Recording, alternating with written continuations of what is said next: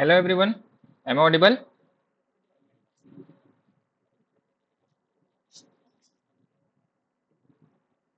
Sarita, am I audible?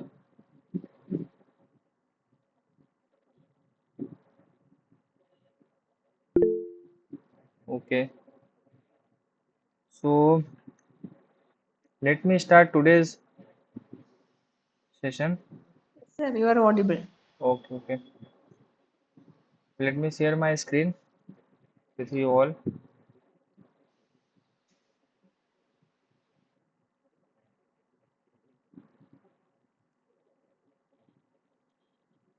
Yeah, so I welcome you all the participants for the today's problem solving session on the NPTEL course on architectural approaches to decarbonization of buildings, week 6. And I, Sudhir Kumar Gupta, will be taking your this problem solving session where we will be going through the some sample problem questions like previous week that can be formed based on the course content of week 6, and then followed by that we will be solving some of the previous year assignment questions that are important. And from exam point of view also, these assignment questions whatever are given to you and the previous year assignment questions, those are very important. So actively participate to these problem solving sessions, and also we will be able to revise the content that we studied this week, and we will be seeing where we are standing and how much we can recall the lectures. So with this, let's begin the today's problem solving session. So we will be first of all solving some of the questions based on the week 6 lecture 1 content, and let's see how many of you can answer to these questions if it will be asked in the exams. And later on we will be discussing with all of you each questions one by one. So here is first question for all the participants. I hope the screen is visible to all of you. So all the participants, try to give your answers for this particular question which is based on the first lecture of week 6. If you have gone through the lecture series very well and understood the things, then you must be able to answer to this first question. So whoever knows the answer, they can mark their answers in the chat box so that we can see who is able to answer to this question.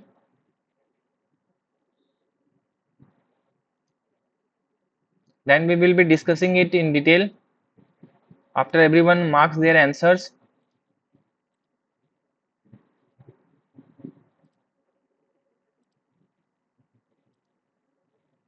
So for the first question, let's see how many of you can mark the answers. Let me see the chat box.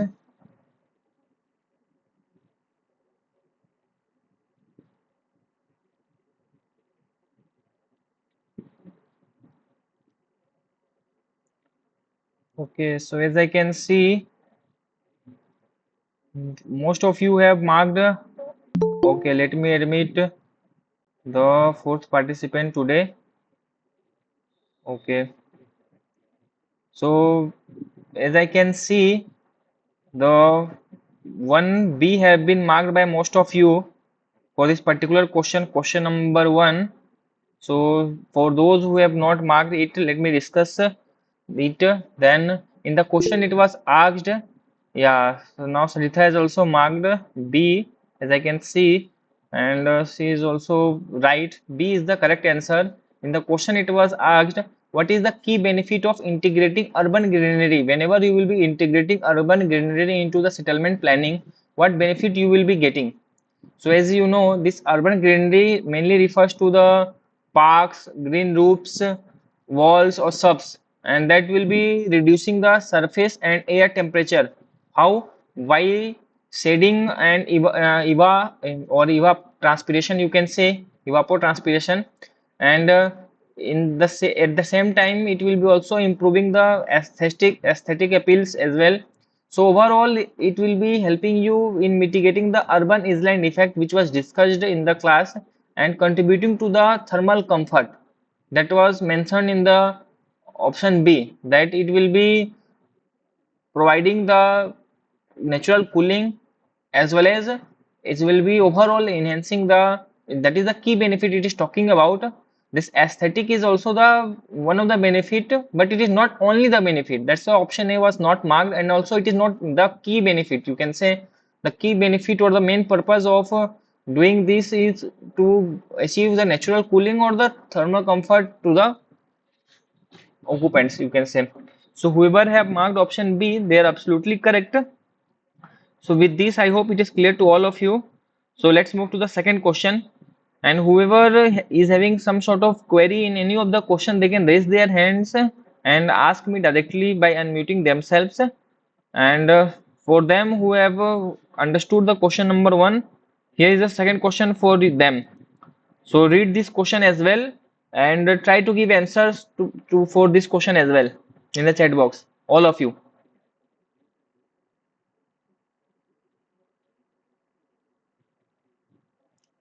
So it is asked that how do how do green roofs reduce the urban heat island effect? Yeah. So like in my previous explanation also I have discussed.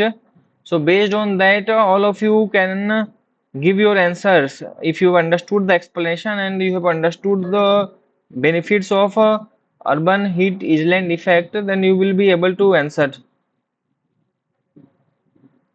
So let's see how many of you have answered it correctly and understood the things.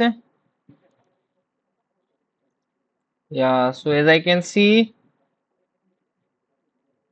yeah, D is the answer that has been given by Saritha first, as I can see. Then it was again then given by Celine. Okay. So all of you are targeting D. So whenever you will be giving your answers, you try to write the question number first, otherwise it will be very difficult to identify whether B you are talking about or D.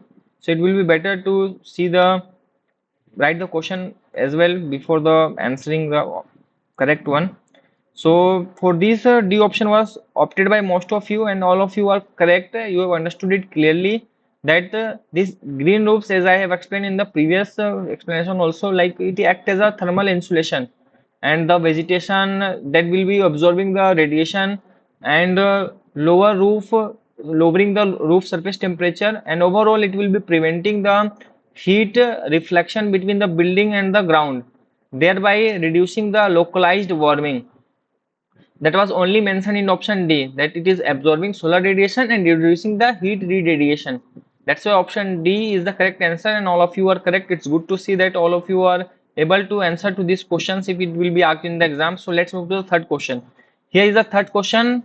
So quickly, all of you try to answer to this question also, like you have given for the previous questions.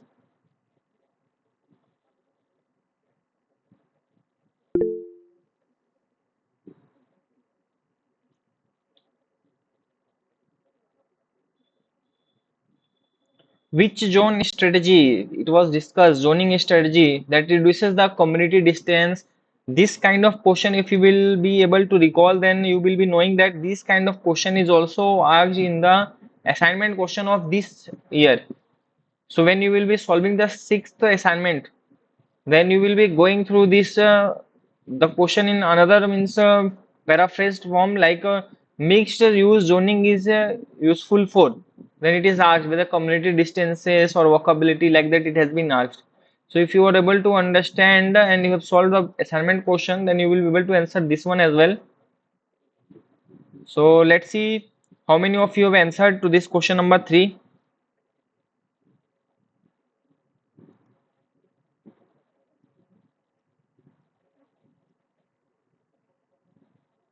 Yeah, as I can see for this question number 3,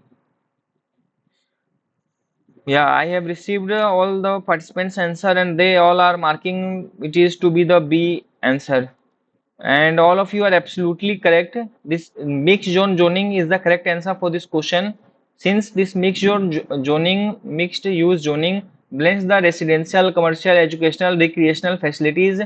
Since it is mixed zone, so it's take care of the all the facilities within the close proximity and reducing the dependency on the long communities or lowering the greenhouse emissions, enhancing the community vibrancy. So mixed use zoning is the correct answer. So let's move to the second question then. Here is the second question for you all. Fourth question of the day. It is the next question, not the second question. Which of the following is a key principle of sustainable transportation? Yeah. So this is also asked in the assignment question. So let's see how many of you can answer it.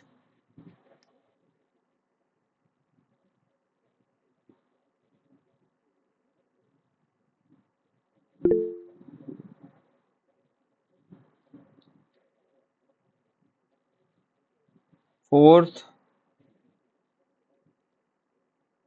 yeah, as I can see, all of you, Sarita, Ankit, Sarita was again the first to answer to this question, and Celine. So all of you are answering it as a C.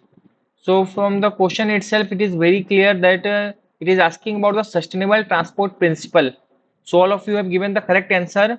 Sustainable transportation planning can only be achieved when we will be developing efficient transport, public transport system, you can say, or through walking we can reduce the unnecessary utilization of vehicles, and cycling infrastructure also can be promoted in such regard. Also, this sustainable transportation emphasis are given to the public transport, like it has been mentioned, like metro, buses, trains, or cycling, etc. So in this regard, I think all of you are thinking as well, and you are thinking in the right direction. So let's move to the next question. Question number 5. Here is the question number 5 for you all. So let's see who can answer to this question first.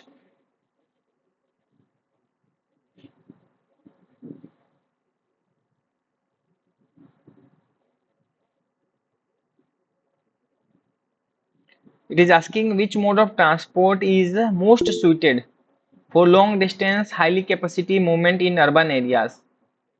Yeah. So based on your understanding on the previous discussion, easily you can, that's why discussions are sometimes fruitful, whether this is important in this particular question or not, but it can be useful in the next question or the other questions. So based on your yeah, 5C, all of you have easily answered to this question, since I have already discussed this mass transit systems or the public systems like metro, train, buses. These ensures the efficient movement across the neighborhood and cities, and it will be helping for the lower emissions per passenger compared to the private cars. So all of you are correct. So till now, everybody is fine with the explanations and answers. Can we move to the next question, or anybody is having some sort of doubt that they can ask? Can we move to the next question?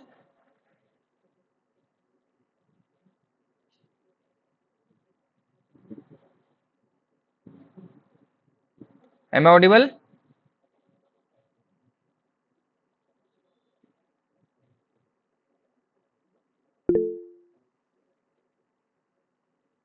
Can we move to the next question? Okay, Sarita, and they are saying.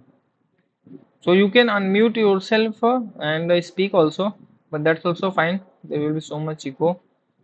So let's move to the sixth question then. Here is the sixth question for you all. Try to give answer to this question as also. Which of the following is not a sustainable water management strategy? Yeah. So when you will be going through the slide 14 of lecture 1 of week 6, then you will be knowing that this discussion was made, that sustainable water management strategy consists of what things. So based on that, you can answer to this question, which of the following is not a sustainable water management strategy?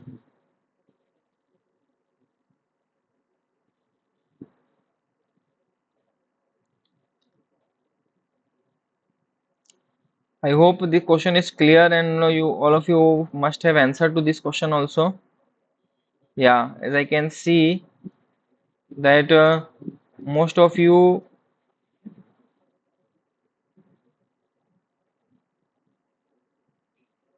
yeah, most of you have already answered to this question, and you have answered it as a 6. Okay, 6C. You have answered it. And Sarita, I think she has came with preparation and she is able to answer to this all the questions and she has understood the things very well. So C is the correct answer. All of you are absolutely correct. This sustainable strategy focus on the rainwater harvesting, which is option A. Permeable surfaces are also utilized for seeping the water out of the ground and storing it, and also water efficient fixtures and wastewater recycling. These come under the sustainable strategies. But increasing water intensive fixtures, this is not. Water efficient fixtures is fine, but water intensive fixtures are not good for sustainable water management strategy. So this is fine, and all of you are correct. Let's move to the seventh question. Here is the seventh question for you all. So try to give answer to the seventh question as well. Which of the following statement about wastewater management is correct?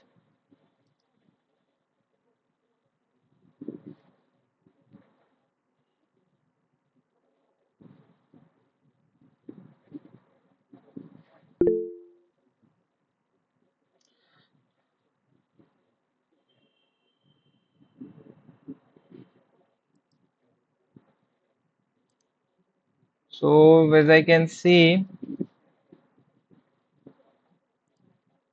yeah. So today all of you are marking the same answers and the correct one. It's good to see that none of you are having different opinion. So all of you have well understood the lectures, I think. So let me discuss it a little bit so that it will be understandable for others who have not been able to answer. So it was asked that which of the following statement about wastewater management is correct. So as you can see, it was well discussed in the lecture, like this gray water collection is done, black water collection is done, brown water collection is done, and these were very well classified. That comes from the kitchen, they are called as gray water. Black water comes from the toilets, and brown water comes from the surface runoff. So all these kind of storage and things are done under the waste management system, wastewater management system, I should say. So all of the options were correct, and all of you have marked it correctly. So let's move to the eighth question then. And this will be the last question from this lecture 1 of week 6. Then we will be discussing some of the sample problem. So let me admit the fifth participant first. Somebody wants to join. Yeah. So here is the fifth participant. Fazin was also there. So here is the question.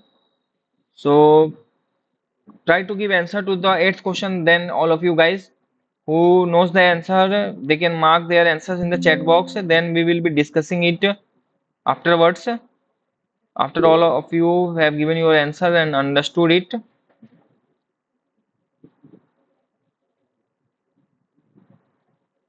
let's see who can mark the answers correct. It is asking, in climate responsive design, microclimate planning is important. So why microclimate planning is important? You have to mark the most appropriate answer from the four options given here. So all of you have given your answers, I hope. Let me see, and let me see how many of you have understood the question and are able to answer it correctly. Yeah, as I can see, two of you have marked option D, but Saitha is going for option C. Okay, so for this particular question, I have got different kinds of answer, and for rest of the questions, I have got similar kind of answers, and they were correct. But for this question also, I would like to tell you that only one answer is correct. So people who have marked option C, they are absolutely correct. That is the microclimatic planning is important because it manages the wind flow or reduces the heat island or and enhances the ventilation.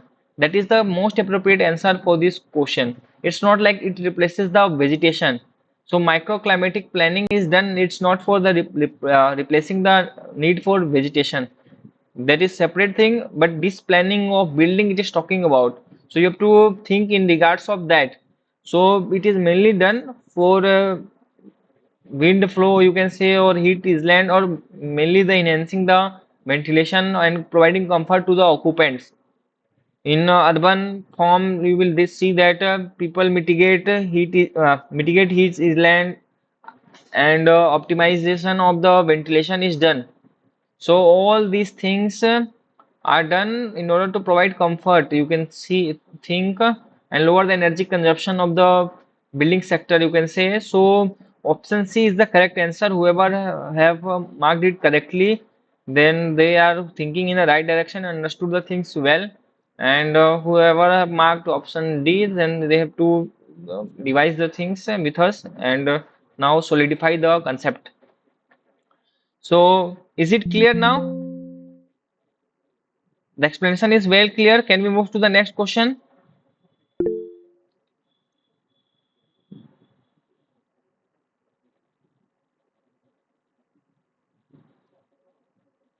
Okay.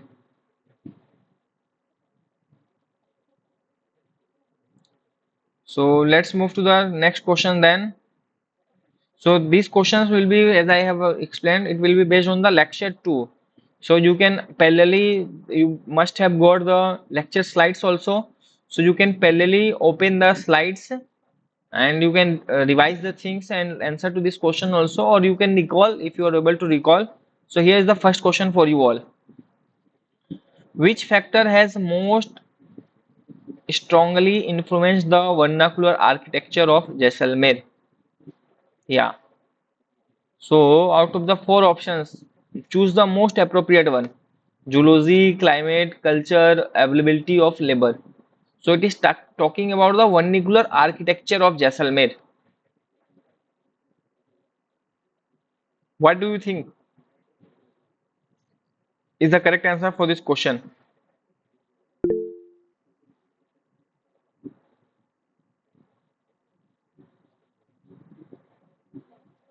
All of you give your answers so that we can discuss and move to the next question. So let me see. Yeah, as I can see, many of you have given your answers for this question number 1 of lecture 2. Celine was the first to say, and it's good to see that all of you have this time chosen the similar answer and the correct one. B is the correct answer for this question. It's good to see that out of the all the four options, as we all know that Jaisalmer by the name itself, you know that it is coming or falling under the hot and arid desert climate conditions. And you know that the shape of the building is compact planning or narrow shaded streets. These all things were discussed in the case study. And courtyards are also there, and sandstone are also utilized in the construction of them. These small things are important when you're thinking or when you're designing an vernacular house or building. So although this culture and the geology they are contributing to the vernacular architecture, but climate is the dominant driver, and it is asking in this question, it was asking what the key or the most strongly influenced factor. So it was the climate for passive design strategies. So all of you have given the correct answer. Let's move to the second question then. Here is the second question. So likewise try to give answer to the second question as well. What is the primary benefit of narrow winding streets in Jaisalmer planning? So it was well discussed and well explained. I want all of you to give answer to this question, particular question, and that to be the correct answer.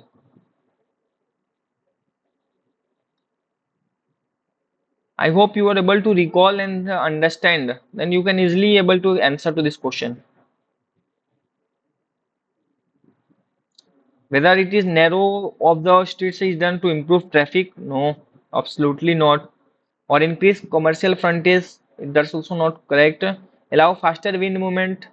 So, okay, let me put the charger. Accidentally, I forgot.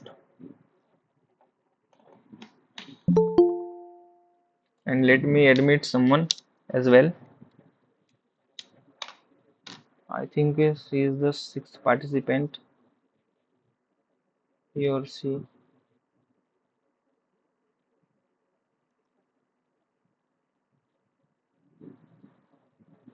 Okay, seventh, I think.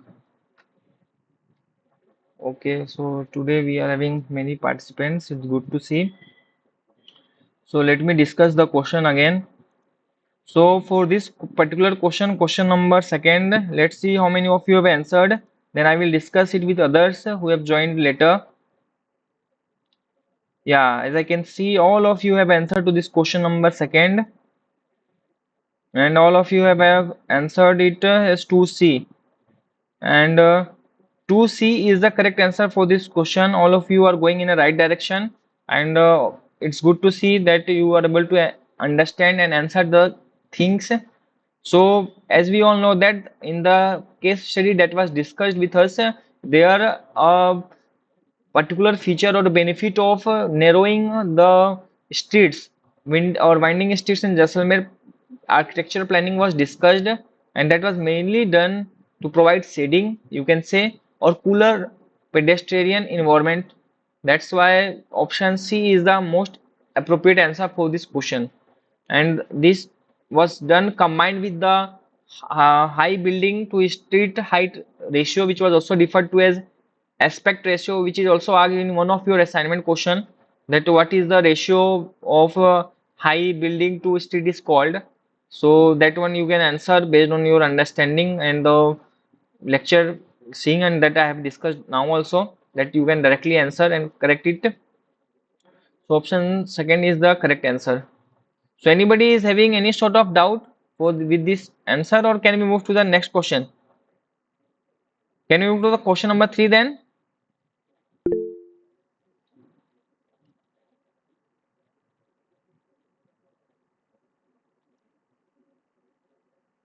Okay. So here is the third question then.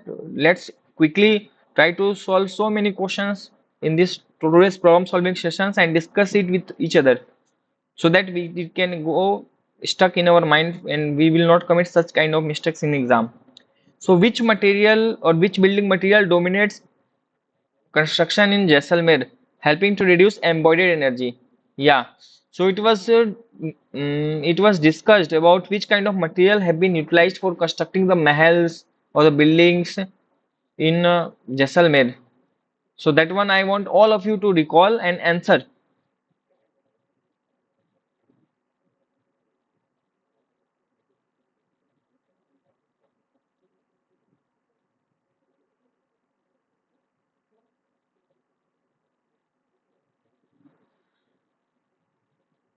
Okay. So I hope all of you are able to recall, and in my previous discussion also, yeah, somebody is saying yes.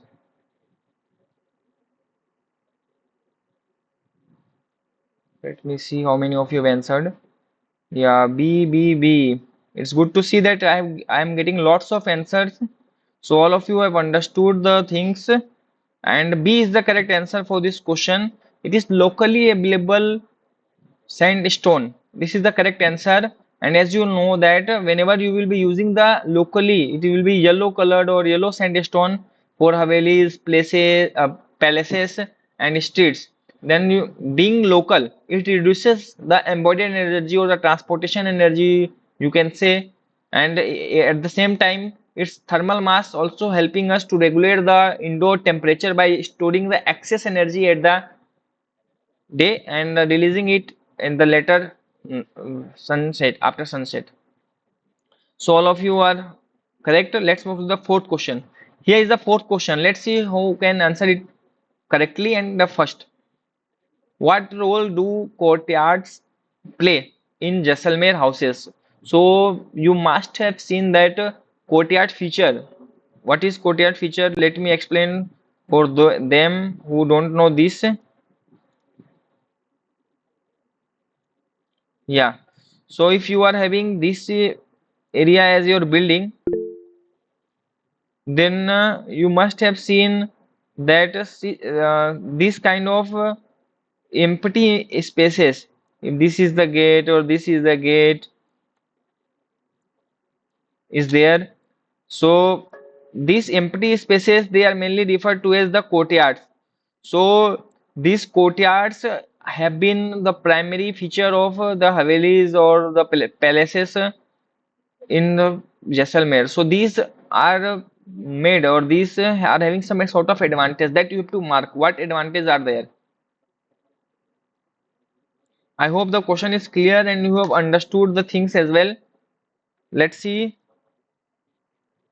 how many you have answered it and how many of you are thinking in right direction.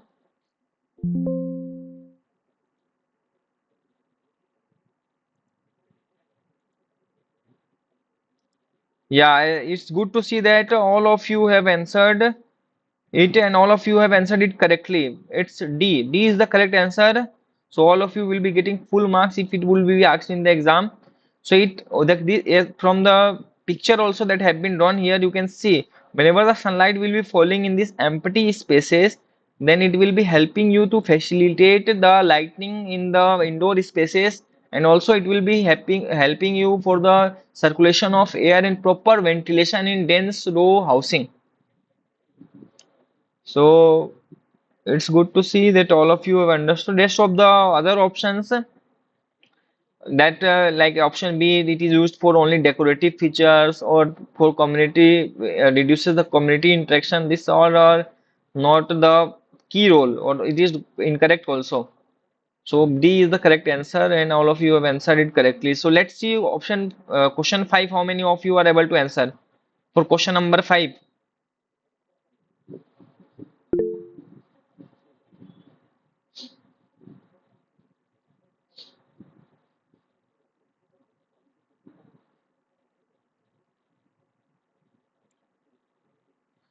So we will be discussing 8 to 10 problems for each lectures that can be formed, and we will try to understand the concept and revise the lecture content here with the help of some of sort of sample problem questions. And later on we will be solving the previous year important questions that were asked in the previous year. So I hope the question is clear.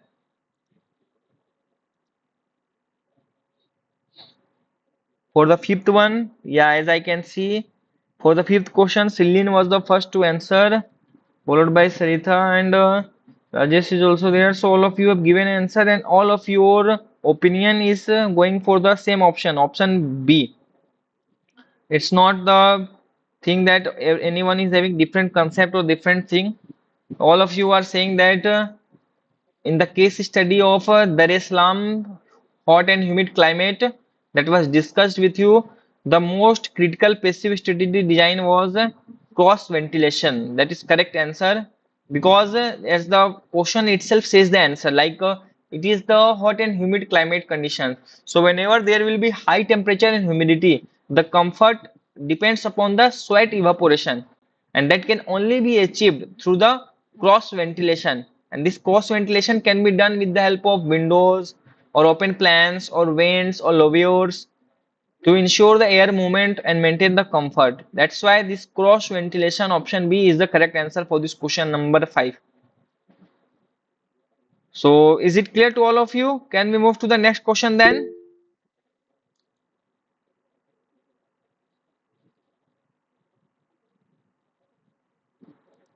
Anybody, if anybody is having any sort of question, they can unmute yourself and they can ask to me in between the class. And if it is clear, then let's move to the next rapid fire question. Question number 6. Here's the question number 6 in front of you all guys. Which building material is preferred in Dar es Salaam to enhance thermal comfort? Yeah, it is talking about the building material. Which building material is important when you are residing in an hot and humid climate conditions that was prevailing in Dar es Salaam's building.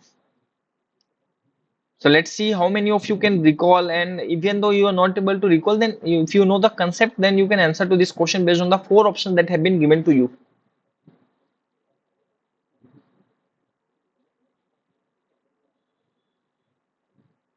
Fourth, sixth, question number six.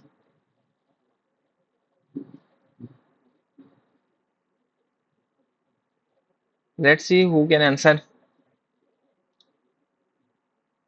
Such kind of questions will be testing your concept, and who will pass in the concept. Let's see.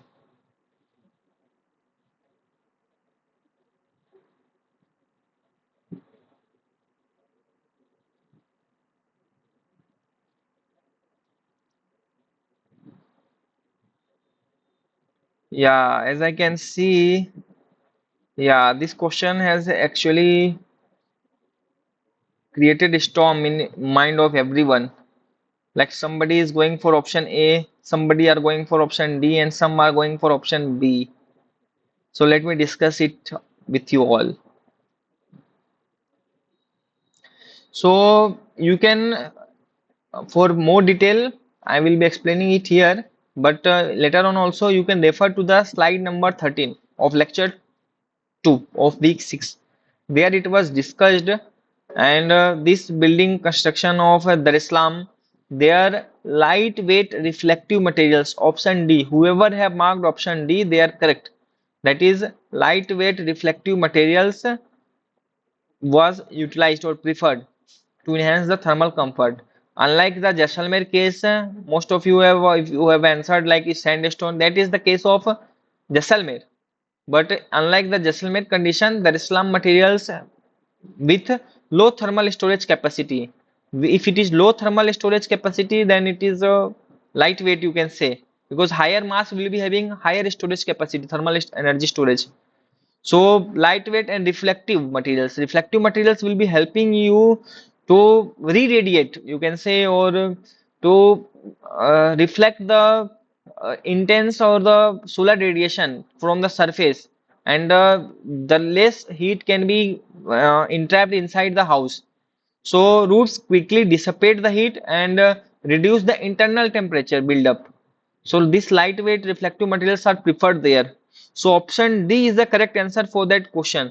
If everybody is clear, then I will be moving to the next question. Otherwise, I will be moving to the slide and showing you the slides where it was discussed. So is it clear to all of you that D is the correct answer for the question number 6? If it is clear, okay. So if it is clear, then we can move to the next question. As I can see, it is clear to some of you. Celine, it is clear. Anuja, okay, it is clear now. So earlier you were going in a wrong direction, so it's good to rectify your concepts and revise the things. Basically, this is the just the case studies. So it has been already built or it has been practiced. So you have to know what materials have been used. So it's fine. Let's move to the next question. That so next question is asking, why are the major windows avoided in the east and west facades in Dar es Salaam housing? Yeah, why the major or the big windows, you can say, or the main windows, they are not built on the east or west facades in Dar es Salaam housing? They have been taken care. What do you think?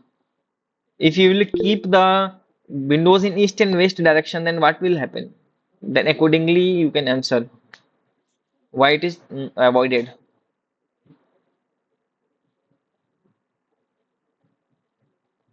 I hope it is clear.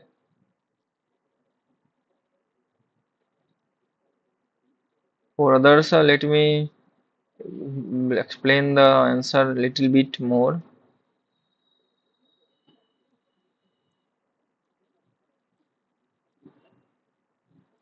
So for them, when the discussion on the orientation effect on the building energy consumption or heat gain or loss was discussed, then it was told that this side is the critical side.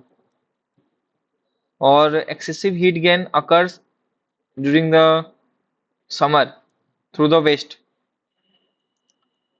because sun will be moving in this direction.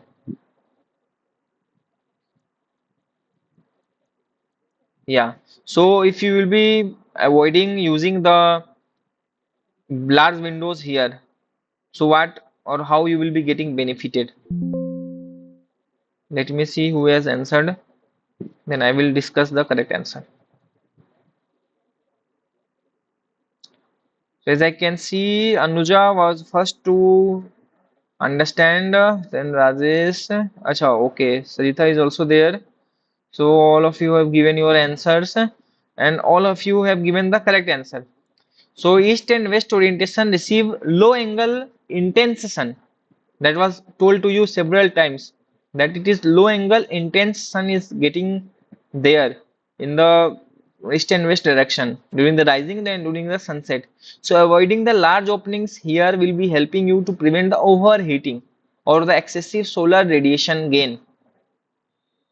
So, and instead of that, such facades or such openings are often used for service areas or like bathrooms. Means it was told that instead of making these areas to be the living spaces, you can make it as a buffer space or the service areas.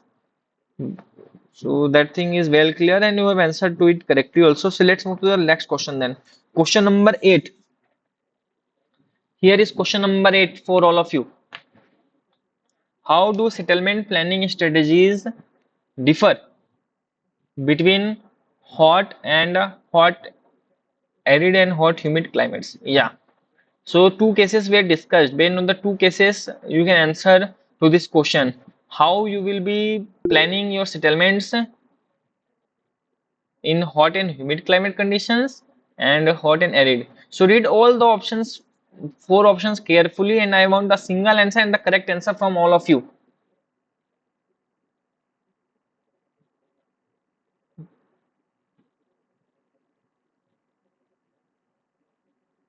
Anyone who knows the answer, they can mark in the chat box.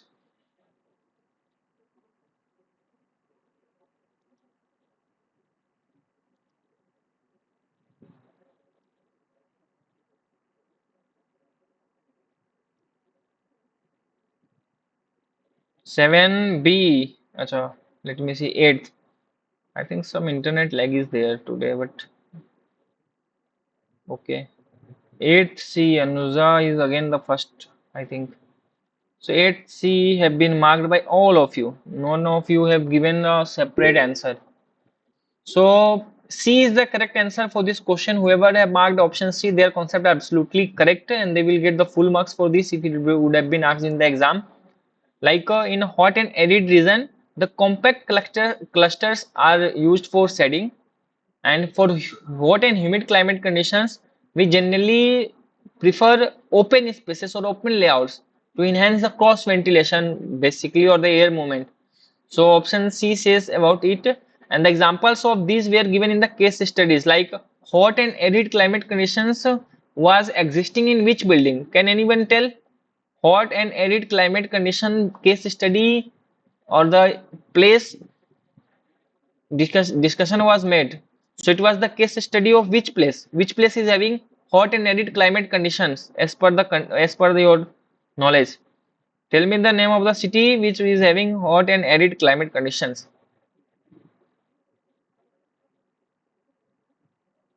Anybody knows it?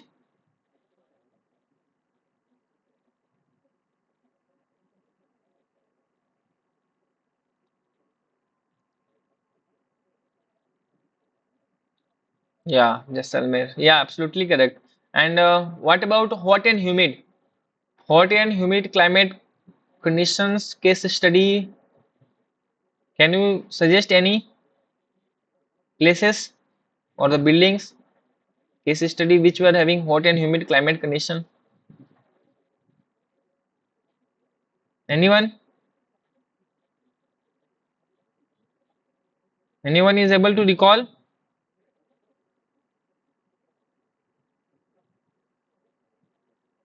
Okay, as I can see, There is Islam. Okay, okay. It's not a ray, it is fine. So it is clear for others also because such kind of questions can also be asked. So it's better to discuss it here. So with this, I hope all of you are clear. And with this, the lecture 2 sample problem questions also we have discussed with all of you. Now we will be discussing the lecture 3 content and some of the sample problem questions. So if you have gone through the lecture 3 content and understood it very well, then you must be able to answer it and correctly and try to give your answers in the chat box and participate in this problem solving sessions and learn from your mistakes if you're committing, and if you are not committing, then it's very good. Here is the first question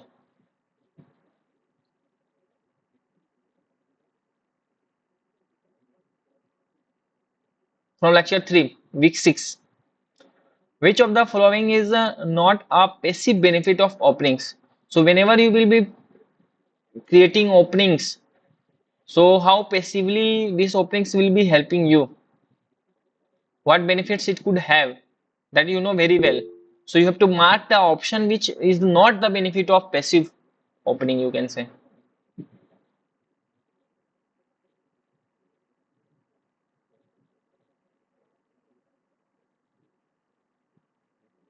Anyone who wants to answer, they can mark their answers in the chat box. And if everybody is okay with the answers, correct answers, if everybody has given, then I can see that 1D, 1D. Okay, so everybody is marking D. None of you are having different opinions. So let me see whether all of you are correct or all of you are incorrect. Yeah. So option D is the correct answer for this question number one. All of you are absolutely correct. And other things, whatever is have been mentioned in option A, B, C, like by supporting ventilation, supporting day lighting or solar heating, these all comes under passive strategy or the passive benefits. But the cooling, like air conditioning, mechanical cooling systems, these increases the operational energy, and these are not considered as a passive benefit, these are active benefits. So all of you know the difference between the active and the passive system, then you will be able to answer, and you have answered it also. So let's move to the second question then. And in this particular session of lecture 3, we will be discussing the seven questions only. So these out of the seven questions, the second question is in front of you all. So try to give answer to the second question, and let's see how many of you can answer to the second question as well.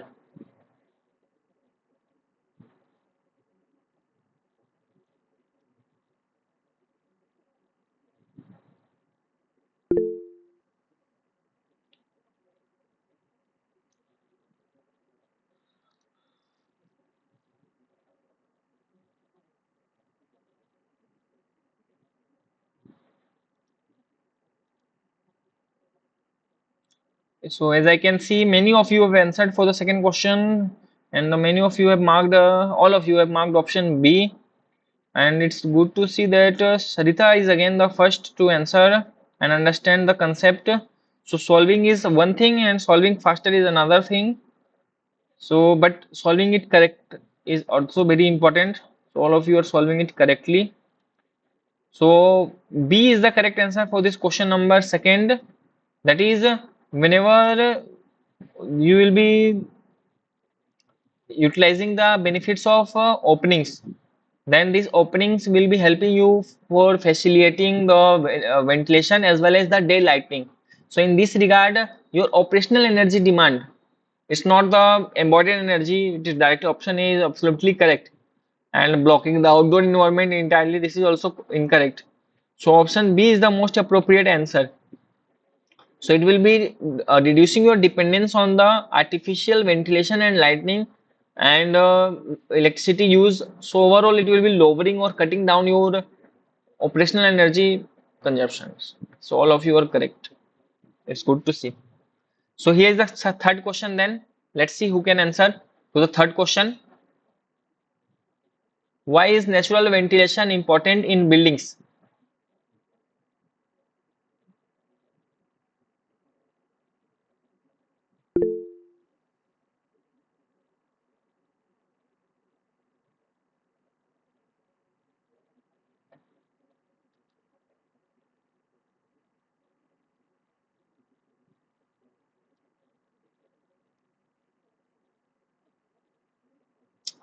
Okay, so for this question also, lot of people have already answered, and all of you are answering it as option A. So if everybody is getting marks, then they will be getting full marks, everyone. If option A is correct, and option A is correct answer for this question. This natural ventilation is important in buildings because it replaces the stale indoor air with the fresh air, which is very, very important. This is very, very important from the comfort perspective as well. Like in a humid condition area, the ventilation becomes very evapotranspiration. You can say not transpiration, skin evaporation. This becomes very, very important for enhancing the comfort level. But it's not about that only. It's also about fresh air reduces the effect or the influence of airborne diseases and saves us from several kinds of diseases. So it's good. So other options like it reduces cross ventilation, reduces grid energy. These all are not the primary or the correct answer, but the primary answer or the main objective of natural ventilation for building is that it replaces the stale air and with the fresh air.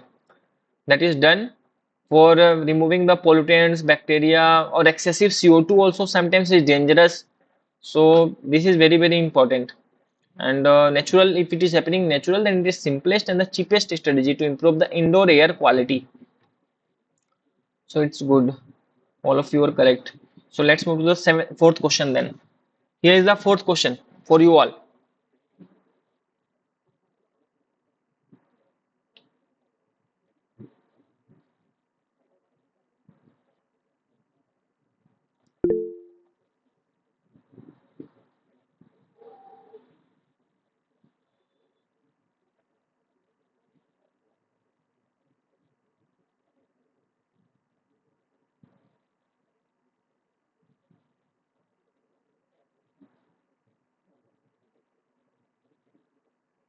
Yeah, the question is very, very clear.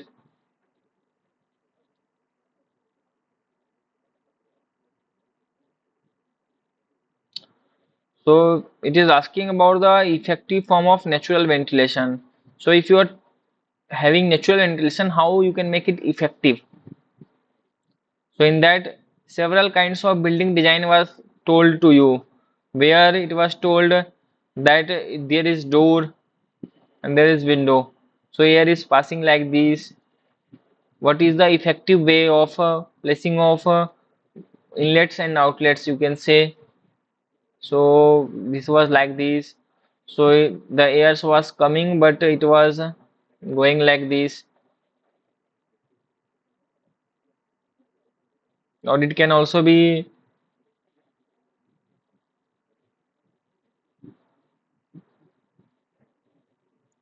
like this. So in this particular cases, you can see when they will be in single side ventilation or the direct breeze is coming and out, then there will be dead zone will be creating. That was well explained. And in case of cross ventilation, this cross kind of ventilation, if it is having, then you will be getting very less area for the dead zone preparation. So most of the air will be getting recirculated here. That's why this cross ventilation option 4 is the most effective way of natural ventilation. So let's see who have marked option B.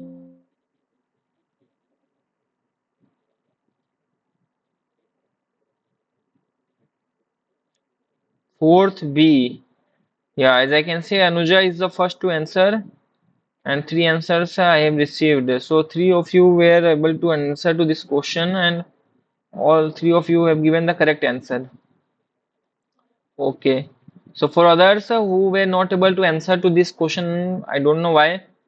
I hope you have got the explanation.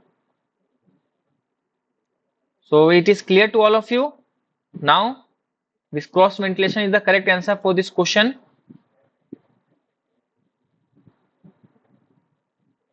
Okay. So let's move to the next question then. Here is the next question. Question number fifth. Which factor is crucial for ensuring proper circulation air through openings?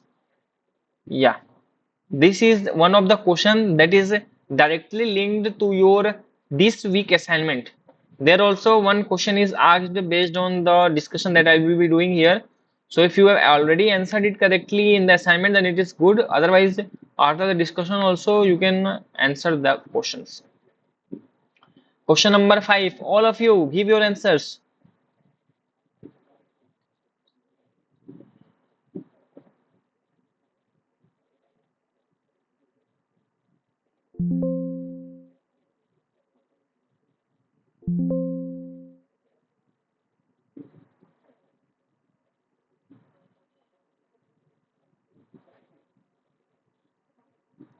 For the particular question number 5, as I can see, yeah.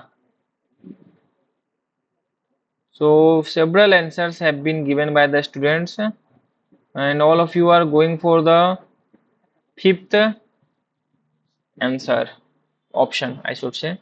That is both the size and the position of inlet and outlets. That is absolutely the correct answer, because the airflow will be depending upon both how or the how much size or the how much space is allowed for the flow of volume of air, and the position also, so that it will be able to capture the prevailing wind directions or create the pressure differences or not. So both must be considered. So within this, whatever the diagrams I was showing about the cross ventilation, through this also you can relate whether the size of these windows, if it would have been increased, and the position. In this I have explained about the position, where to keep the two windows or the two openings, inlet and outlet doors and windows, whatever you can say. I have talked about the position, but the size also matters. Whether you're keeping it small size or bigger size, where to keep the smaller one, inlet or outlet, these things becomes very important, and as per the wind direction from where it is coming.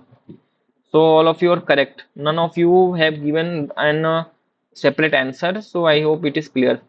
So let's move to the sixth question then. Here is the sixth question for you all.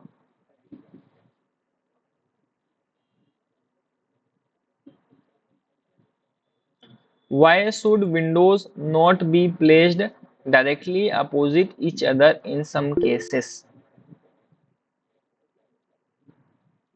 Yeah, this explanation was this answers explanation I have already made, and this was also discussed when several kinds of building design and the placement of window was discussed in the class. So if you have understood it, then you must be able to answer to this question number 6.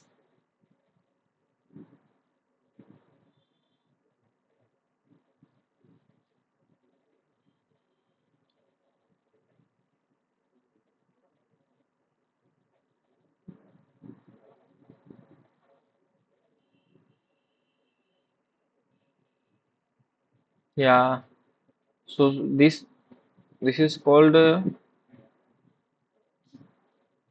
memory.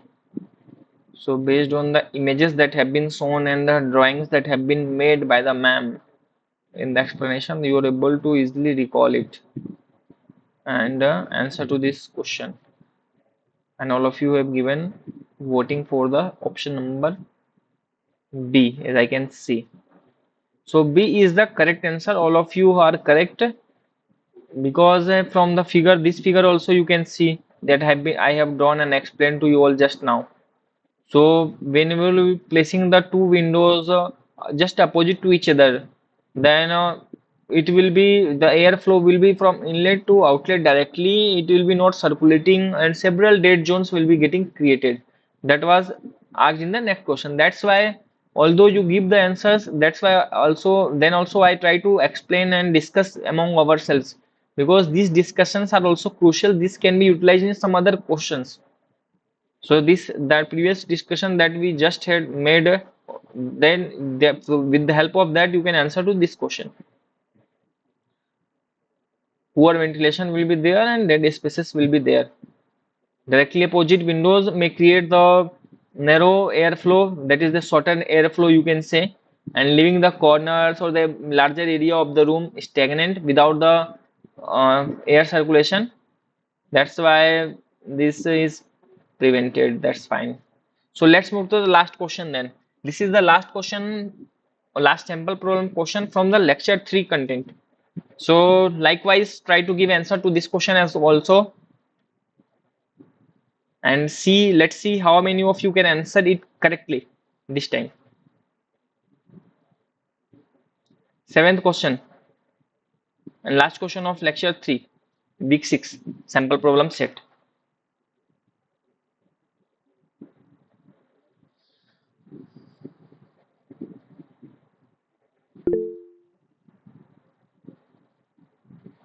Wing wall, this term you must have heard somewhere in the lecture, and if you have heard, then try to recall what is the role.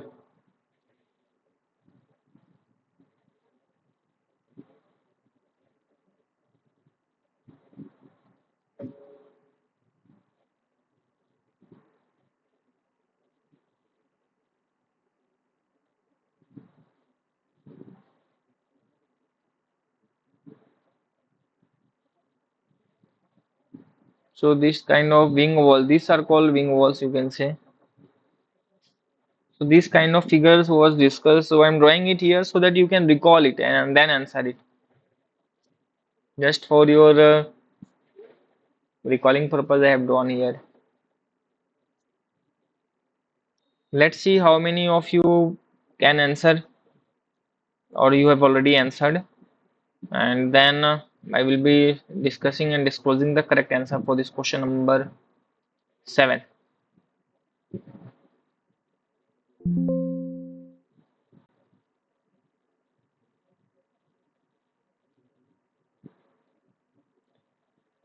So as I can see, I have already received several answers for this question number 7. Rajesh was the first to answer. Then other fellows, they have also answered, and I would not. I can see that in all the answers, all of your opinion is same only. Either you are copying, or all of you have understood the things very well, that all of you are able to answer to the questions correctly. So if it is happening like that, then I can see that the exam will be going to be very difficult or very scoring one, I can say that everybody will be having good score. Then out of that good score, how much good score one can achieve, then they can be having the good means percentage, and silver medalist or gold medalist, like that. So if you are not copying, then it's good. And B have been marked for all of you, the similar answer have been marked. So B is the correct answer, and from the figure also that I have drawn just here, you can see with the placement of the wings, you can divert the direct wind, and you can allow the wing to flow inside the room or wherever you want based on the position of your wings.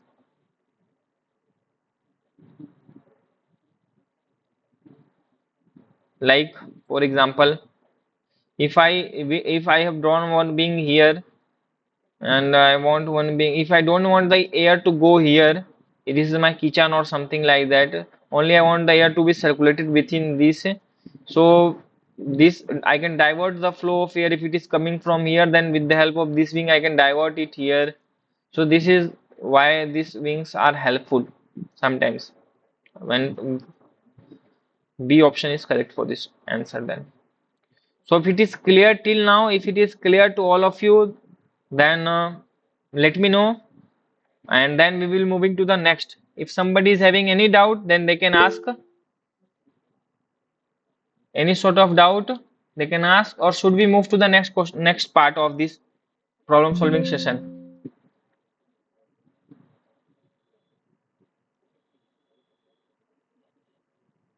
Okay, no doubt. So let's move to the fourth then, fourth part. So this will be the last part of sample problem question. Let's see, like you have given answers for other questions, how many of you can give answers for these questions also? Here is the first question. I hope it is visible to all of you. So try to answer to them also.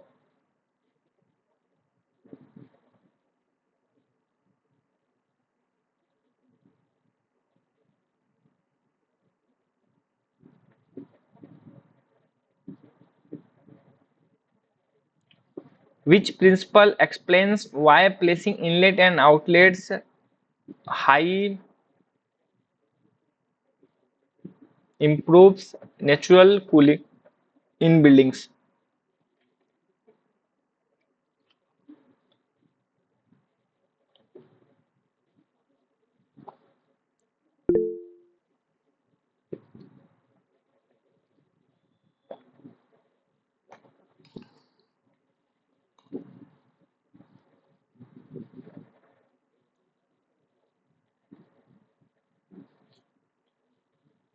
Let's see how many of you can answer to this question.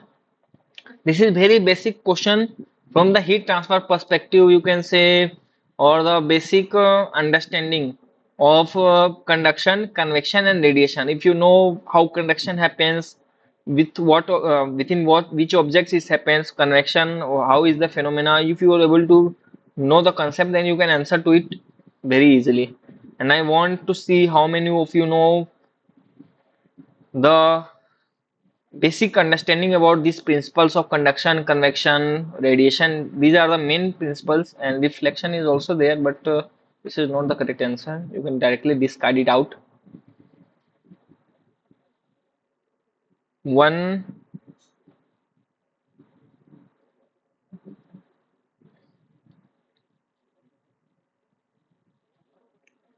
let's see. For the first question, I can see, yeah. So 1B was, Saritha was the first to answer 1B. 1B have been marked by most of you. Only Rajesh has marked 1A. Okay, I think only he is the 1A. So that kind of options I want. Otherwise, how will I explain? So committing mistake is not bad. Learning is good habit. So let me explain for you all. So whoever have marked option B, they are absolutely correct. Like when you are talking about the placement of inlet and outlets, height it is written or windows, you can say that improves natural cooling in the buildings. So whenever there will be, let me explain it with the help of diagram to all of you. So if you are having your building here, and if your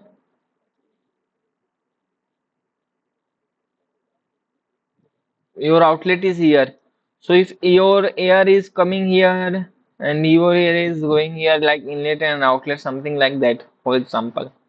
So here you first of all you know that this conduction, it is talking about natural cooling, and it is also talking about the inlet low. You can see this is the inlet and this kept to be low, and this is the outlet, this is kept to be the high, because simply you know that this phenomena, when the air will be getting heated here in the lower spaces, the due to the metabolism rate of the human beings or the activities or the electrical appliances that you will be running here at the ground floor, freezes and all, the air will be getting warm. Then this warmer air will be getting rise. Then this cooler air, then it will be getting settled here. Likewise, this air movement is happening. So out of the four principle, you know, this conduction happens when there is direct contact, and it is mainly occurs in solid, you can say.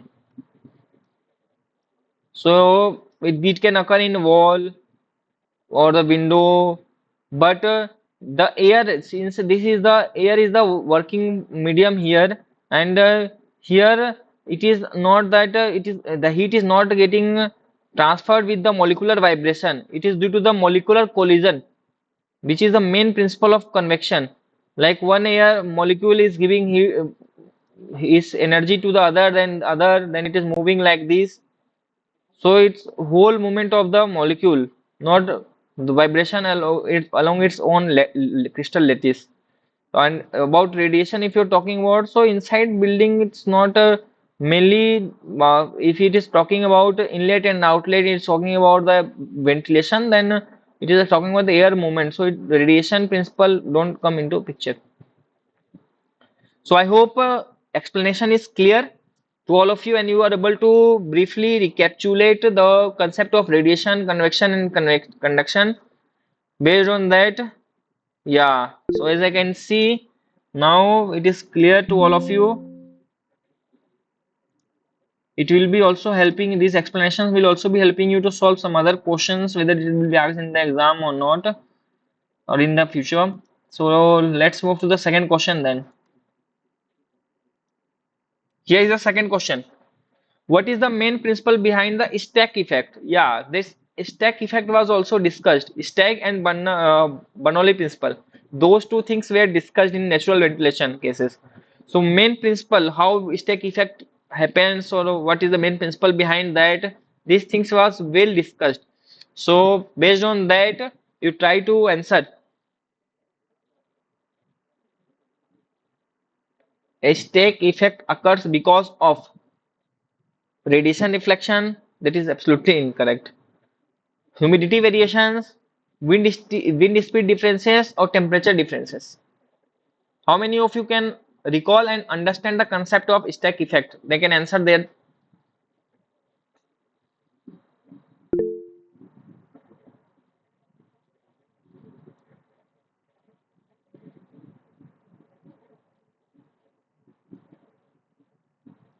This is very important question, and I want all of you to answer to this question, and I want to see how many of you can answer it correctly.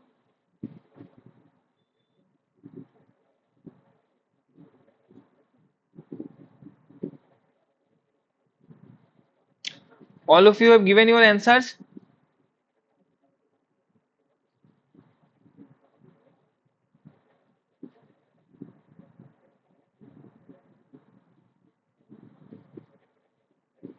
So let me see how many of you have given your answers for this particular question, question number 2C, and let me check how many of you know it correctly.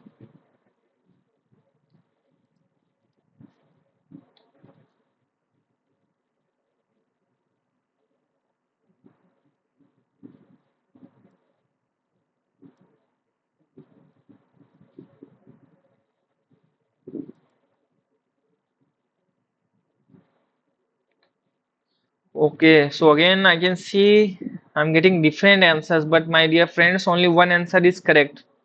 So let me go to the course content for you all.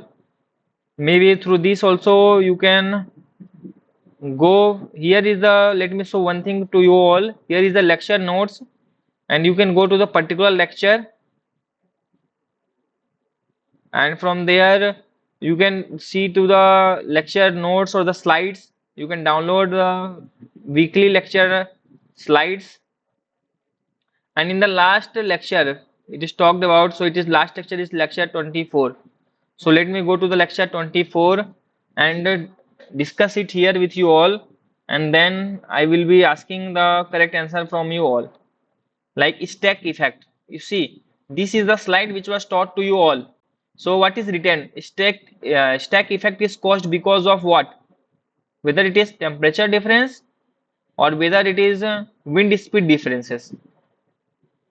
So both, all of you, if you have just gone through the slides, not I'm going in detail, just a recapitulation, or the just the normal recap of the slides, then you can see what is written clearly, and it was well explained in the lectures also. So it's fine if you are not able to recall it, but many of you have given the incorrect answer. That's why I wanted you to show that this is not the correct answer. You can go to the slides also later on if you need for further help. So with this, you can see it is asked about the stack effect.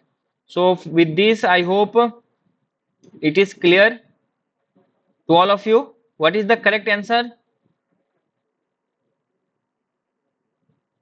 Is it clear now?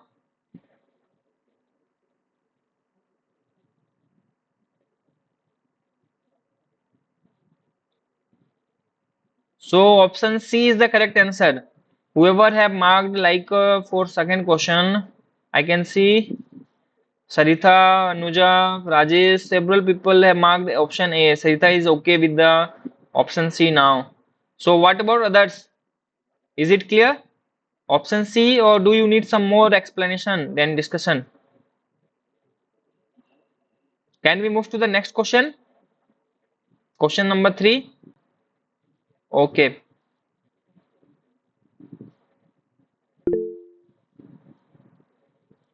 So here is the question number 3, and for question number 2, from the slide also I have shown to you that stack effect occurs because the warm air is lighter, as I have explained in the previous question also, that gets rises, creating a pressure difference that pulls the cooler air into the building, and buoyancy driven ventilation helps to enhance the airflow. These all things will be happening, but the major main effect is that temperature difference is there.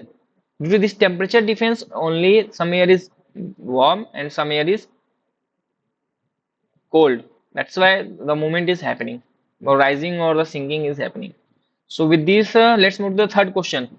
Bernoulli principle, that also I have just shown. If you were able to see the slides clearly, then you will be able to answer to this question. Bernoulli principle in the ventilation works based upon which principle or what effect?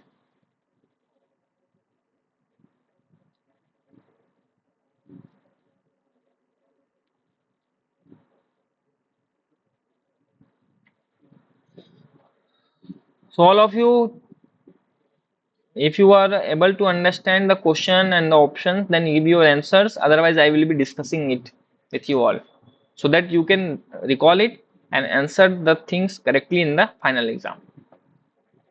For the third question, anybody wants to give their answers?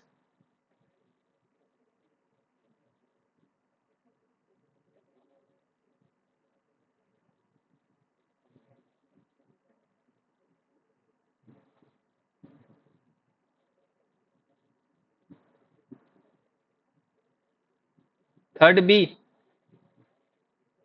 I can see many of you have answered third B,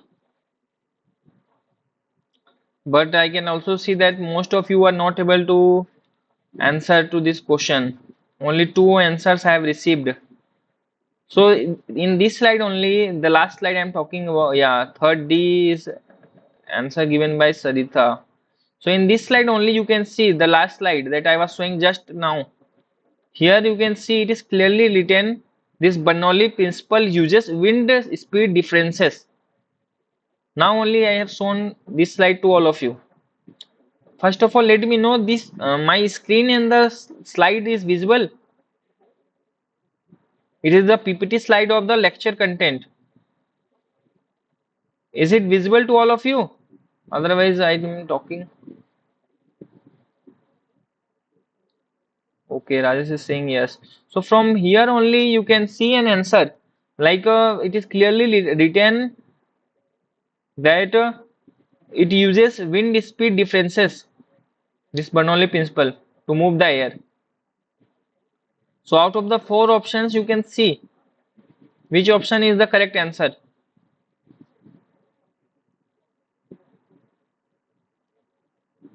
So everybody is fine that 3B is the correct answer for this question.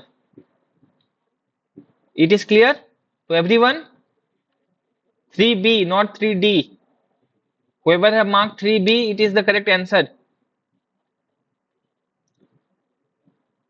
Can we move to the next question?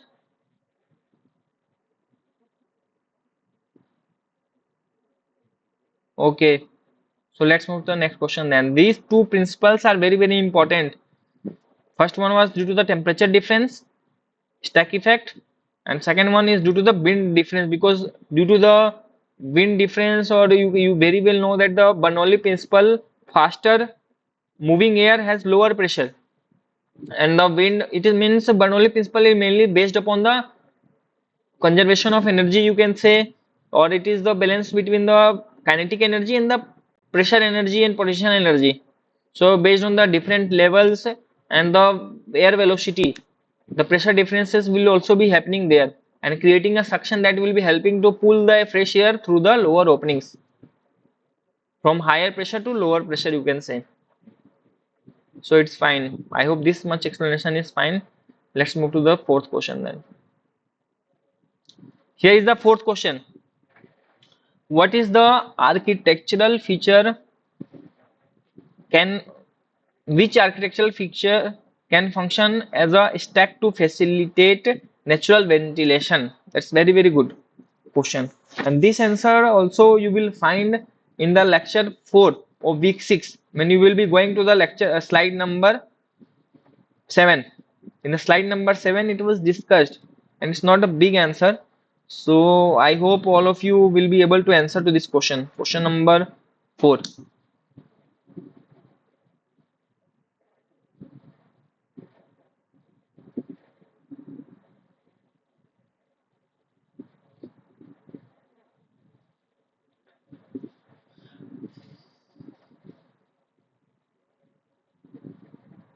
Yeah, as I can see, several answers have been marked by the students, and this time all of you have marked the single answer and the same answer, that is 4A.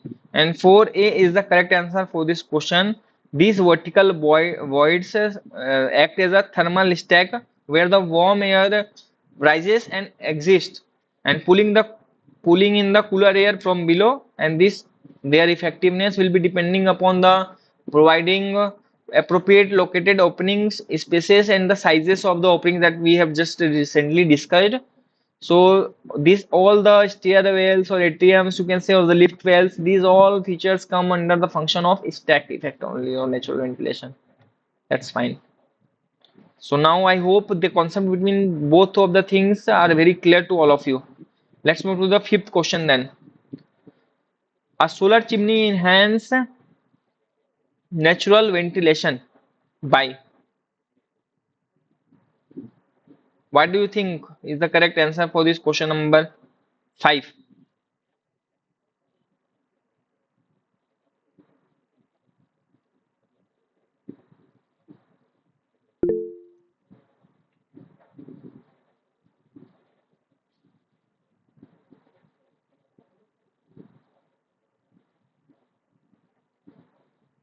Solar chimney. In slide 6 of lecture 4, you will find the discussion about this concept. Natural ventilation through solar chimneys, where different figures were drawn.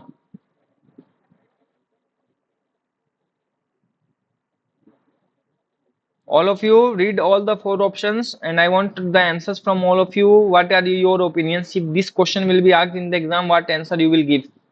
And let me see how many of you will be giving the correct answer for this question number 5. Solar chimney. This is not the new topic. So based on your previous concept or understanding also you can give your answers. I have received 3 answers till now. Anyone wants to give their answers or give the different answers, they can give in the chat box.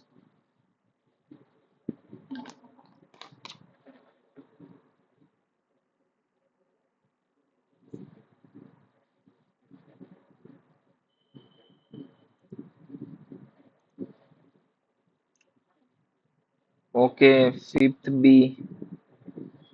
B, as I can see, most of you have already given B answer.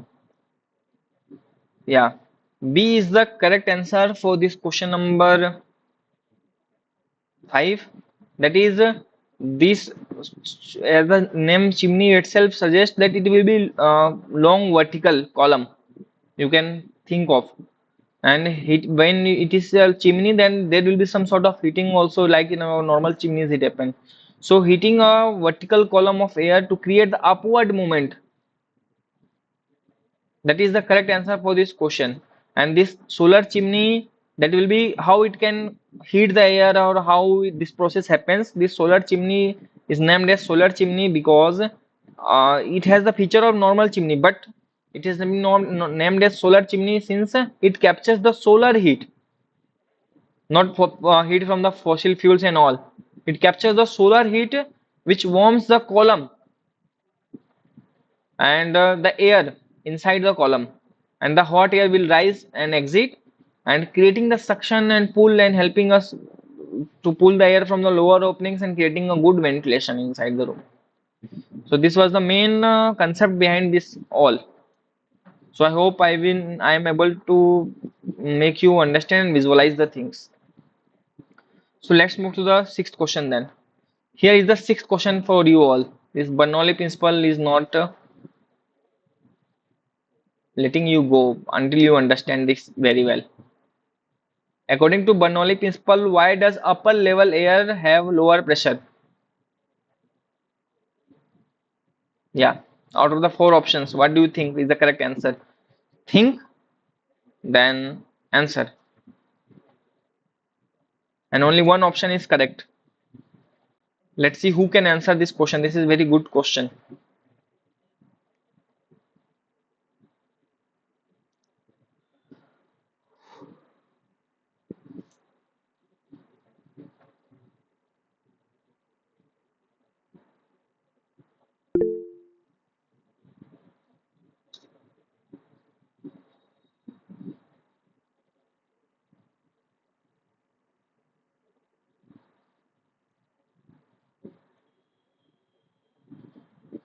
Yeah.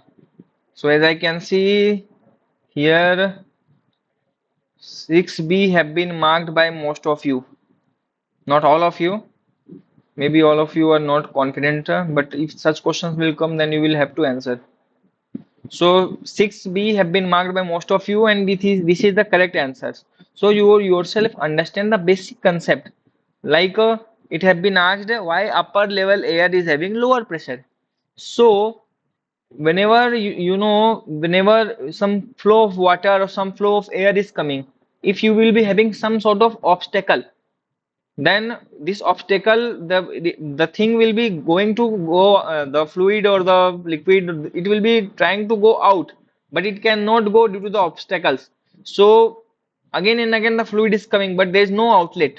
In such a situation, due to this obstruction, the pressure will be getting built up. But since at the upper level, you can see, like in a lower level there are several things like human beings or the appliances or the bed or lot of things that can create obstacles to the path of air. But in the upper level or the warmer air is there, so in that side there is no obstacle to the flow of air, so there is low pressure is created. That's why option B is correct. And due to the less obstruction or the lower pressure, the or the suction of the lower air, the air in the upper side, it moves faster. Is it clear to others who have not answered? Now, can we move to the next question if it is clear? Others who have not answered in the chat box, not given any answer as 6B or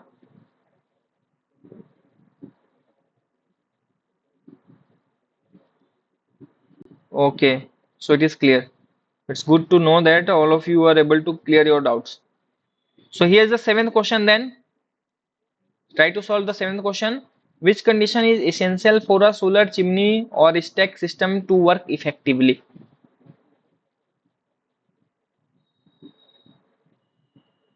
Yeah, this thing you can answer easily based on the several questions that you have answered, the lecture content that you have studied, and the discussions that we have made today in last 1 year, 1 hour. You can easily answer to this question number 7. And I don't think any one of you will be there who will be answering it incorrectly.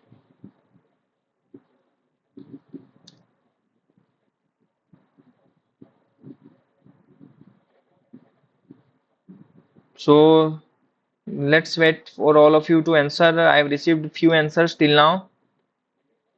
Others read all the four options and try to think and answer. Which condition is essential for solar chimney? Because the concept of working of solar chimney I have explained in the previous questions. So what do you think? Which condition it will be working effectively?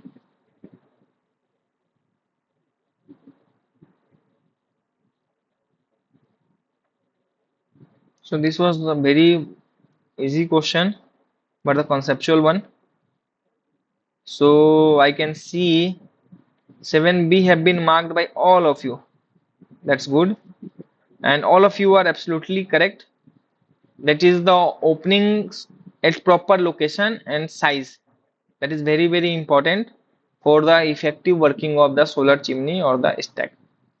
Others options like insulation, it has nothing to do with the movement of air or the use of reflective glass. These things becomes less important when the most appropriate answer is openings at proper location and size. So let's move to the last question then. This is the last question for the lecture 4. So try to give answer to this question also. Which of the following is a combined effect when both stacked effect and Bernoulli principle are utilized in design?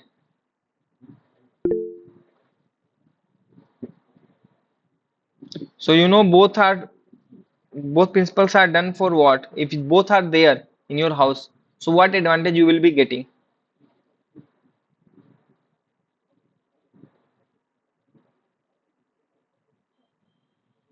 I hope the question is very clear and all of you will be able to answer to this question. Yeah. So it's good to see that all of you have answered to this question. 8D, 8D, D, and all of you have answered it correctly. So now the concept of this all Bernoulli principle and stack effect, chimney effect, this all is very clear to all of you after doing so many sample problem questions. More or less you have understood the concept. So with this, the sample problem questions comes to an end. Now we will be solving some important acronyms questions. Let's see how many of you can know the full form of some of the short terms that are heavily or frequently utilized during the classes of this particular course. It is only consisting of 5 questions. Here is the first question. GHG in sustainable architecture or sustainable building design. GHG you might have heard lot of times. What does this GHG refers to? What do you think will be the correct answer? Mark your answers in the chat box.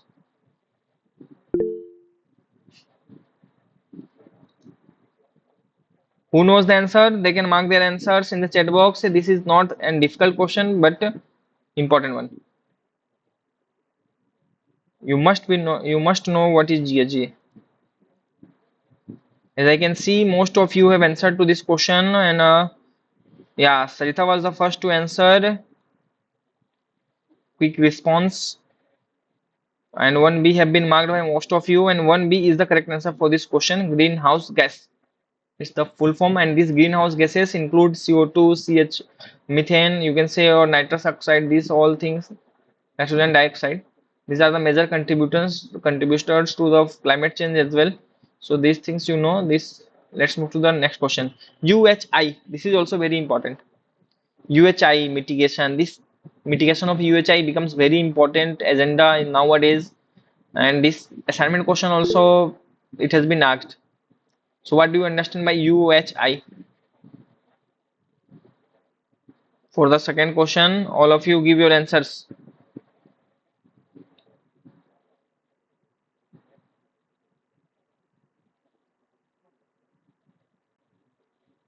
I hope there will be no one who will be marking it incorrectly. All of you will be knowing it correctly. I can see 2A. Yeah, 2A have been answered by most of you, so including Sarita. And this time Rajesh has won the rapid response prize. Okay. So all of you are correct. It's urban heat island. So let's move to the third question then. Here is the third question. Try to answer to this question. LEED. This is also green building certification. LEED. Sometimes we call as. What does this LEED refers to in building certification? This is very important. You should be knowing the full form of this one.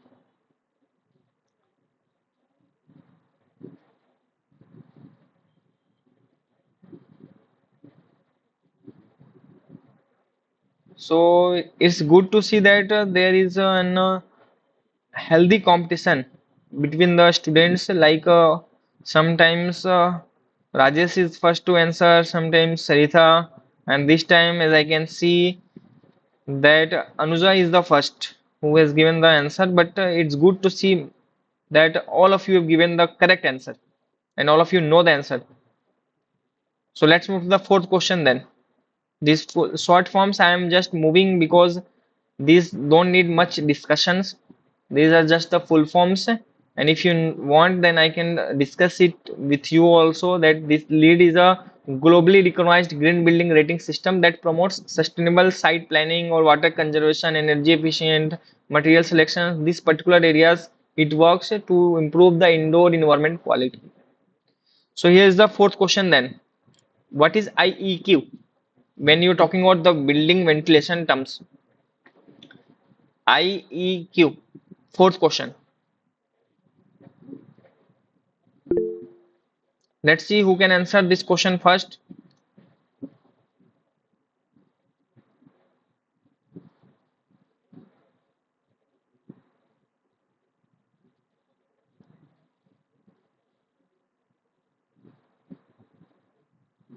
Yeah, as I can see, Celine is the first to answer, and all of you have given the right answer. So no one of you are having different opinion or the incorrect opinion, I should say. B is the correct answer for this question. That is indoor environment quality, and this indoor environment quality refers to all the overall quality of the indoor environment determined by the factors such as air quality or the daylight or the thermal comfort or the acoustics of the building. All these things come under indoor air quality section. Fine. So here is the last question then from the acronym side, and COP of the various energy systems, energy equipments you must be knowing. And people generally ask what is the COP of your newly purchased AC or something like that. So what is this COP refers to? And how many of you know this? This mechanical engineers must be knowing. Others also try to recall. This is not directly based upon this lecture, but it is based on the content of the course. It's not the difficult one, but it's an important one again, I would say. Let's see how many of you have answered. 5B, Anuja has again answered it first, and 5B, 5B, 5B, Saritha has also answered. So all of you have answered it correctly. So this COP is the measure of efficiency of the heating or the cooling systems, and it is just the ratio of useful heating to the input, that energy input you have given. So this is sometimes referred as COP in short, otherwise its full form is coefficient of performance. So with these all the sample problem questions we have discussed today, and now we will be just solving last 10 questions, and after this last 10 question we will be ending the today's problem solving sessions. And these 10 questions are very important since it was this was from the previous year exam or the previous year assignment, so it is high chances that it will be coming in the exam. So here is the first question then for you all.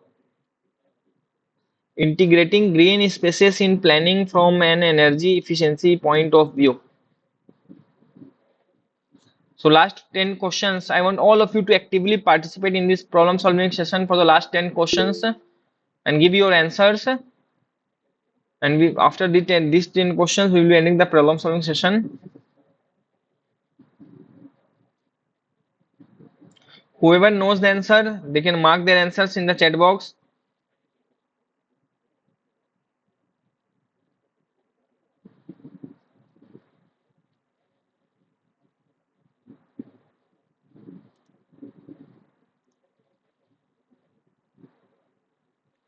1A, 1A, yeah, I can see everybody has given 1A and everybody has given the correct answer. That is, the green space reduces the urban heat island and provide the shading or the use of evapotranspiration to naturally cool the environment, as well as they improve the energy efficiency of reducing cooling loads contrary to being a waste or liability.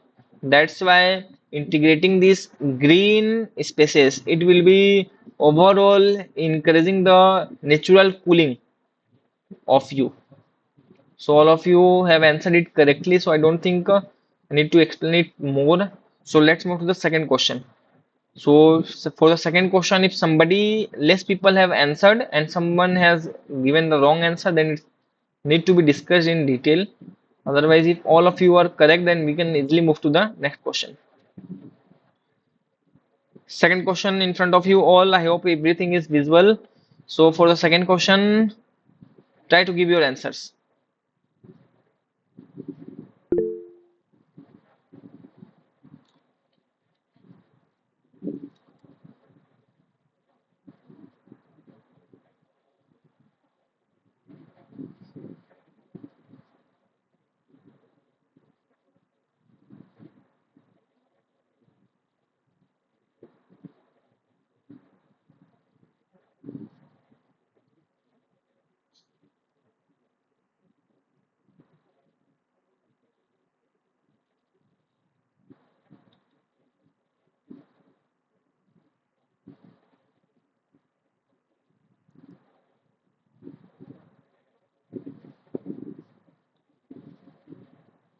Yeah. So as I can see, 2D 2D have been marked by most of you, not most of you, it's all of you. So 2D have been marked and 2D is the correct answer. So it's good to know that all of you have marked the correct answers. All of the above is the correct answer because the inclusive master planning mixes the building types or reduces the travel distances and reflects the traditional sustainable living patterns, making it holistic and energy efficient urban strategy, which was mentioned in all the three options. They were correct. That's why option D, all of the above, is the correct one for this particular question that was asked in the previous year assignment question number 2. So let's move to the third question then. Third question of the assignment question. Let's see who can answer it correctly, and whoever being the part of this today's problem solving session or whoever understood the concept in the lecture content, then they can easily answer to this question in one go, and that to be correct one.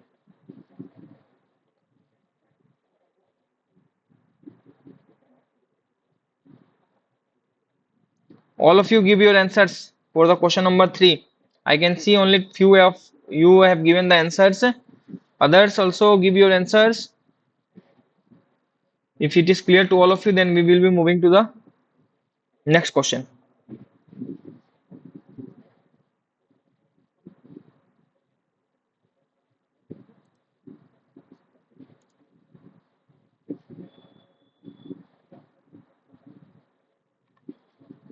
Yeah, as I can see, Anuja, she is very quick.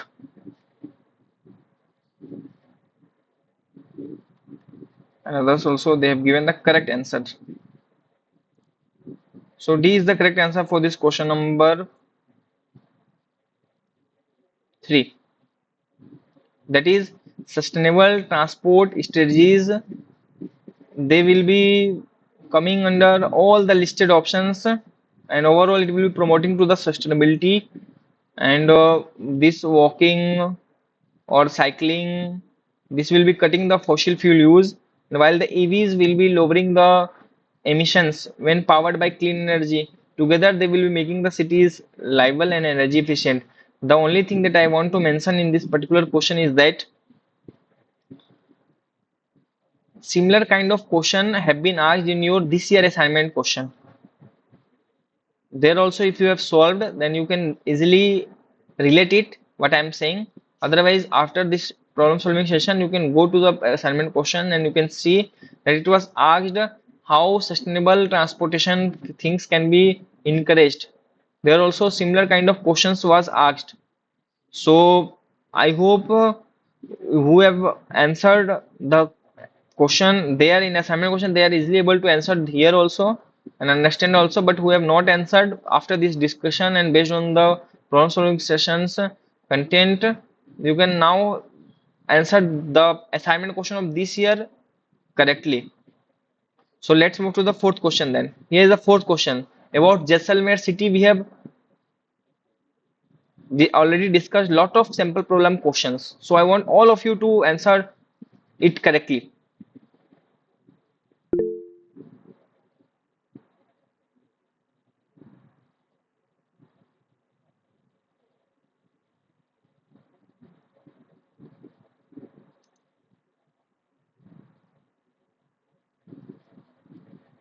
So each case study and each things that have been told to you or discussed with you, those are very, very important. Any questions can be framed from there. So all of you have 1, 2, 3, 4, 5. All of you have given your answers as I can see, and all of you have given the correct answer. It's 4C. That is hot and dry. As I have already discussed in the sample problem questions also just few hours back. So that is Jaisalmer is located in the Thar Desert or faces extreme heat or low humidity region is there. Large day night temperature variations are also happening there, and it is falling under the hot and dry climate conditions. Option C. All of you have marked it correctly. Let's move to the fifth question then. Here's the fifth question of the assignment. A warm and humid climate must have.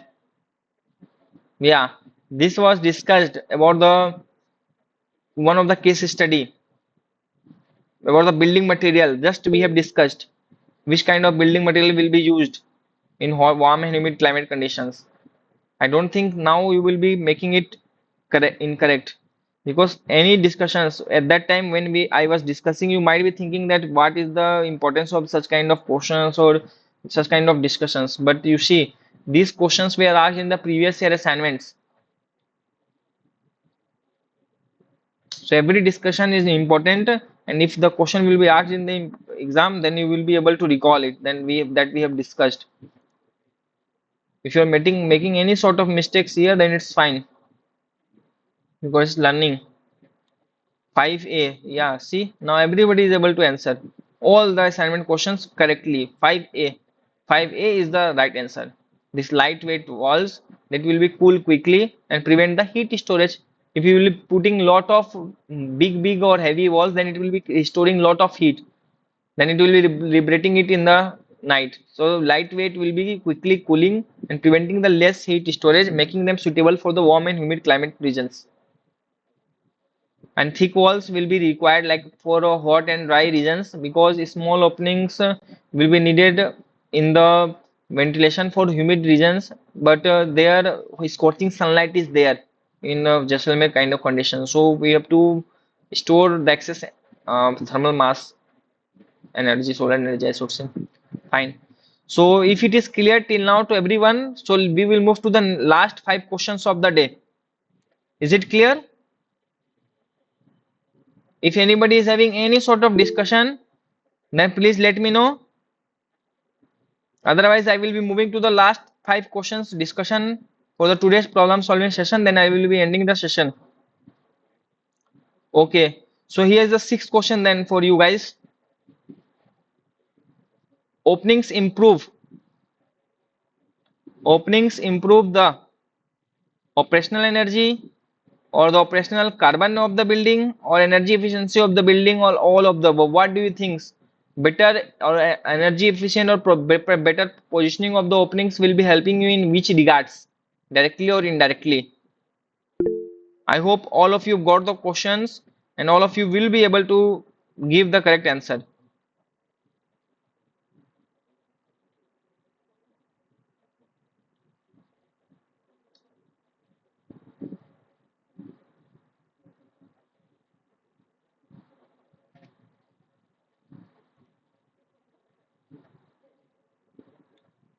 Yeah, as I can see, 4D, so 6D. Okay, so as I can see, all of you have given D answer, all of the above. So all of you are absolutely correct. These openings will be improving the ventilation, you know very well, and the day lightning. So in this regard, they will be lowering the energy demand of the building that will be required either for lighting or the cooling purposes. And overall, it will be reducing the operational energy or the carbon emissions related to the energy consumptions, and overall improving the energy efficiency of the system or the building. So all of the options are correct. Let's move to the seventh question then.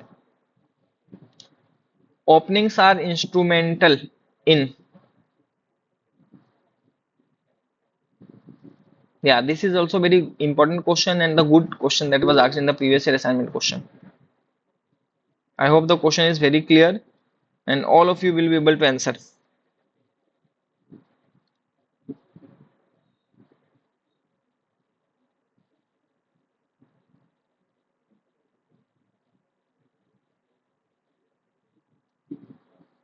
Seventh question, it is clear where you be able to answer.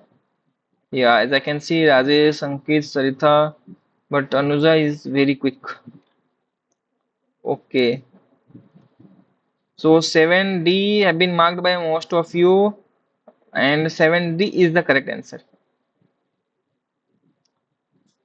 These openings are the connections between the spaces visually, physically, or enhance the airflow, provide natural lighting, as we have discussed in the previous question, also making it multifunctional for comfort and sustainability.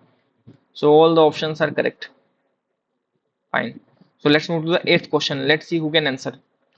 Proper circulation of fresh air throughout the building depends upon.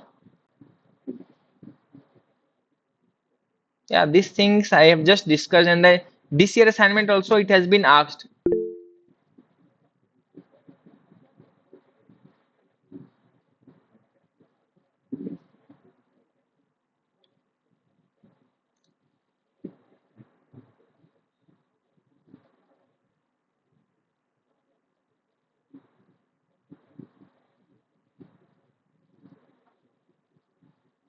8C, 8C, 8C. Yeah, this time also Anuja won the race.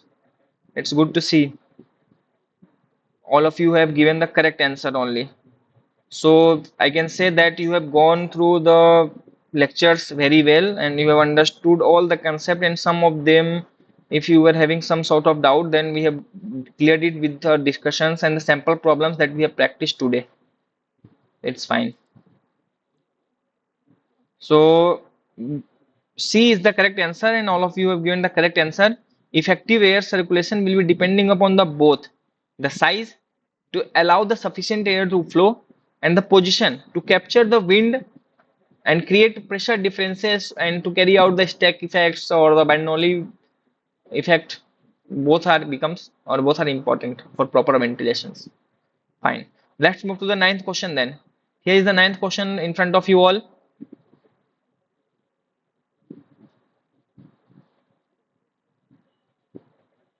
Yeah, so this is kind of hint I should say, or this kind of question have been asked in your this year assignment. So if you are becoming a part of this problem solving session and listening or watching the lectures on time, then you will be able to answer the questions correctly there. Question number 9.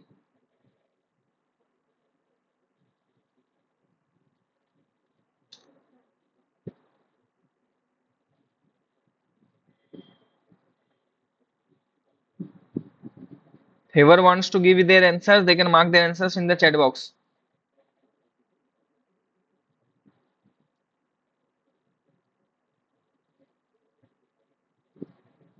How many answers I have received? Anuja is the first.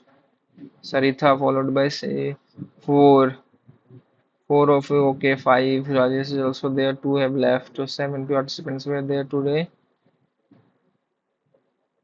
So B is the correct answer, and I am very happy to see that all of you have given the correct answers till now for all the problem solving sessions, previous year assignment questions.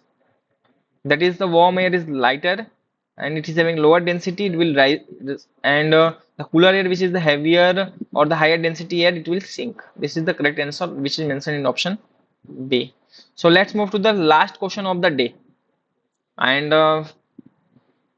all of you give your answers in the chat box. Yeah, this kind of discussions we have already made. I don't think anybody now will be having any sort of doubt, and it will, he or she will be answering it incorrectly.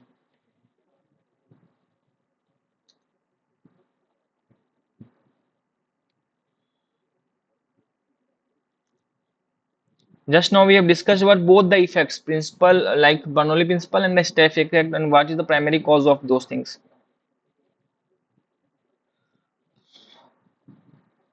So let me see how many of you have answered. And these things I have also discussed in the sample problem questions also. So these sample problem questions are very very important. Some questions can be asked because these questions are also prepared based on the class content only. So 10th A have been marked by most of you, not all of you. It's all of you. So 10th A is the correct answer. And yeah, temperature difference to move air. This I have already discussed. So with this, and on time also we have discussed and ended the today's problem solving class for week 6. And I thank all the participants who are there, Saritha and Rajesh and Shirlin, Ankit, Anuja, whoever have joined the session and made the session an interactive and the successful one. I thank you all for the joining the session. And in a similar way, we will be conducting the next week sample problem question and the previous year assignment question discussion in the previous year assignment problem solving session that will be happening on the same time, 7 to 9 on Tuesday. So I thank you all and wish you all to see you again. Okay.